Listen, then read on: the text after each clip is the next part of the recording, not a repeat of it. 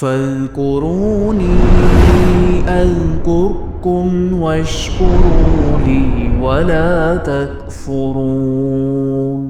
السلام علیکم ورحمۃ اللہ وبرکاتہ۔ الحمد للہ رب العالمین والصلاة والسلام علی رسولہ الکریم، اما بعد۔ عن ابی ہریرۃ رضی اللہ تعالی عنہ قال قال النبی صلی اللہ علیہ وسلم اذا آوى احدکم الى فراشہ فلینفذ فراشہ بداخلۃ ازارہ فإنه لا يدري ما خلفه عليه ثم يقول باسمك رب وضعت جنبي وبك أرفعه إن أمسكت نفسي فارحمها وإن أرسلتها فاحفظها بما تحفظ به الصالحين۔ صحیح بخاری حدیث نمبر 6320۔ دینی و میرے بھائیو، امام بخاری رحمۃ اللہ علیہ نے کتاب الدعوات کے اندر کئی ساری دعائیں رسول اکرم صلی اللہ علیہ وسلم کی ذکر کی ہیں۔ انہی دعاؤں میں سے آج ایک دعا کا ذکر آپ کے سامنے کیا جائے گا، اور اسی طریقے سے اس دعا کو کس وقت پڑھنا ہے، یا پھر یہ کہہ لے کہ اس دعا کا تعلق سونے سے ہے، تو سونے کے آداب بھی اس ضمن میں انشاءاللہ آ جائیں گے۔ ابو ہریرہ رضی اللہ تعالیٰ عنہ کہتے ہیں، رسول اللہ صلی اللہ علیہ وسلم نے فرمایا، جب تم میں سے کوئی شخص بستر پر لیٹے تو پہلے اپنا بستر اپنے ازار کے کنارے سے جھاڑ لے، کیونکہ وہ نہیں جانتا کہ اس کی بے خبری میں کیا چیز اس پر آ گئی ہے۔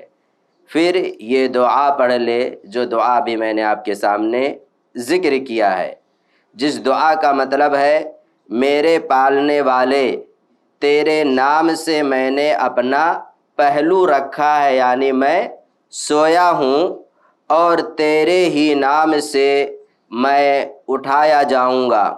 اگر تو نے میری جان روک لیا تو اس پر رحم کرنا، یعنی اگر موت آ گئی سونے کی حالت میں تو اس پر رحم کرنا، اور اگر چھوڑ دیا یعنی زندگی باقی رکھی تو اس کی اس طرح حفاظت کرنا جس طرح تو نے صالحین کی حفاظت کی ہے۔ اللہ کے رسول صلی اللہ علیہ وسلم کی اس حدیث سے چند باتیں آپ کے سامنے ذکر کرنی ہیں۔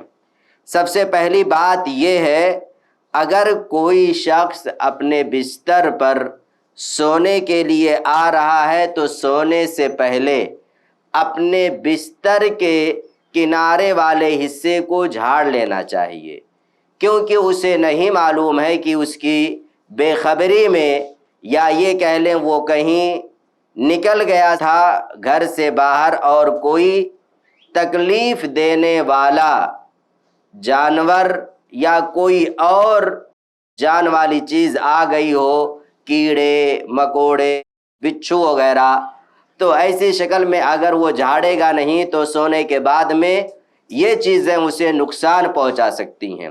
اس وجہ سے اللہ کے رسول نے کہا کہ جب بستر پر آؤ تو اپنے بستر کے کنارے والے حصے کو جھاڑ لیا کرو۔ اور یہ بھی بات اللہ کے رسول صلی اللہ علیہ وسلم نے واضح کر دی کہ اپنے ہاتھ سے جھاڑنا نہیں ہے، بلکہ چادر یا کوئی اور چیز ہو اس سے بستر کے کنارے والے حصے کو جھاڑنا ہے۔ کیوں؟ اگر ہاتھ کا استعمال کریں گے تو ایسی شکل میں اگر بچھو ہے یا کوئی اور چیز ہے تو ہاتھ میں ڈنک مار سکتا ہے۔ اس وجہ سے ہاتھ سے نہیں بلکہ چادر یا پھر کوئی اور چیز لے لیں اور اس سے جھاڑ دیں۔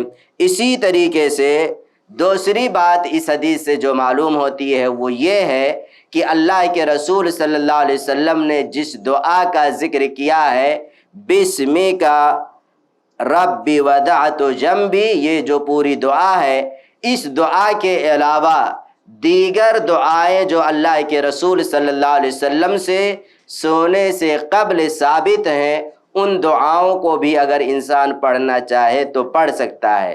چاہے تو یہ دعا پڑھ لے جو آج آپ کے سامنے ذکر کی گئی ہے، یا پھر اس سے پہلے جو اور دعائیں ذکر کی گئی ہیں ان میں سے کوئی بھی انسان پڑھنا چاہے تو پڑھ سکتا ہے۔ تیسری بات اس حدیث سے یہ معلوم ہوتی ہے، سونے سے پہلے بستر کا جھاڑ لینا بطور خاص کنارے والے حصے کو رسول اکرم صلی اللہ علیہ وسلم کی سنت ہے۔ چوتھی بات اس حدیث سے یہ معلوم ہوتی ہے کہ اللہ سے دعا کرنا یہ اپنی حفاظت کے لیے بہت بہترین ہتھیار ہے۔ دعا ایک مومن کے لیے فی نفسی ہتھیار ہے۔ دعا سے ایک مومن اپنے گھر والوں کی حفاظت کر سکتا ہے۔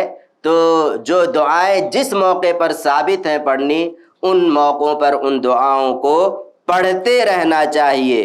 پانچویں بات اس حدیث سے یہ معلوم ہوتی ہے، احتیاط کرنا اور حفاظتی تدابیر اختیار کرنا یہ توکل علی اللہ کے خلاف نہیں ہے۔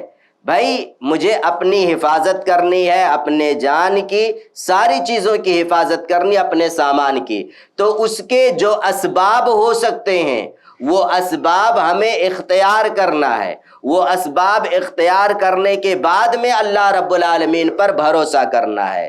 اس دنیا میں بعض گمراہ لوگ یا جماعتیں بطور خاص صوفیہ جن کا عقیدہ یہ ہے کہ اسباب اختیار کرنا یہ توکل علی اللہ کے خلاف ہے۔ ان کا کہنا یہ ہے کہ اونٹ کو باندھو نہیں، اونٹ کو صحرا میں چھوڑ دو اللہ پر بھروسہ کر کے، یہ ہے اصل توکل علی اللہ۔ حالانکہ اصل اللہ رب العالمین پر اعتماد اور بھروسے کا مطلب یہ ہے، صحیح بخاری کے اندر بھی اللہ کے رسول کی یہ بات ذکر کی گئی، امام بخاری نے ذکر کیا ہے، پہلے اونٹ کو باندھ دیجئے، پہلے اونٹ کو باندھیے، اس کے بعد میں اللہ رب العالمین پر بھروسہ کیجئے، توکل کریے۔ یہ ہے صحیح معنی و مفہوم۔ تو جو بھی اپنی حفاظت کے تدابیر ہو سکتے ہیں وہ سارے تدابیر اختیار کرنے چاہیے، اس کے بعد میں اللہ رب العالمین پر اعتماد اور بھروسہ کرنا چاہیے۔ آخری بات اس حدیث سے جو ہمیں جاننی ہے وہ بہت ہی اہم ہے میرے بھائیوں، وہ یہ ہے، جب کوئی انسان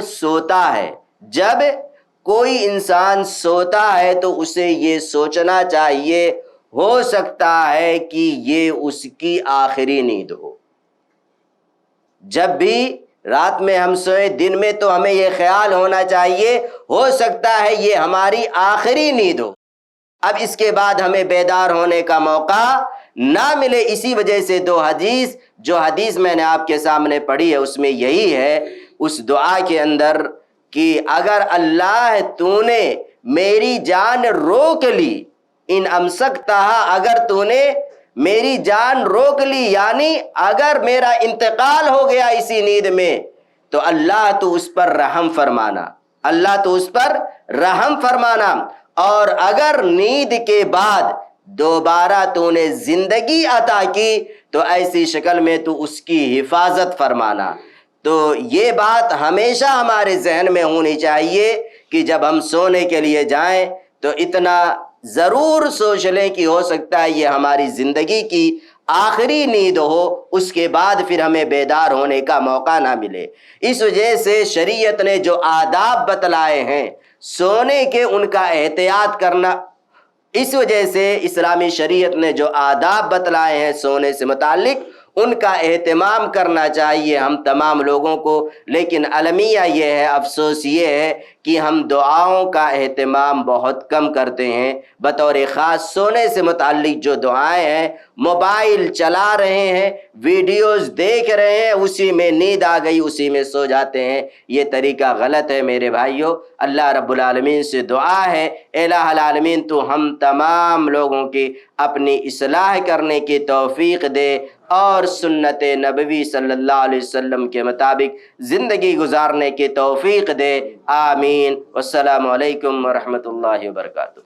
ایسے ہی فائدہ مند اسلامک ویڈیوز دیکھنے اور منہج سلف پر کتاب و سنت کی تعلیمات کو عام کرنے میں ہمارا تعاون کریں، تاکہ آپ کے لیے ذریعہ نجات، جنت کے حصول کا سبب، ساتھ ہی مال میں برکت و اضافے کا ذریعہ بھی بنے، آمین۔ جزاک اللہ خیراً۔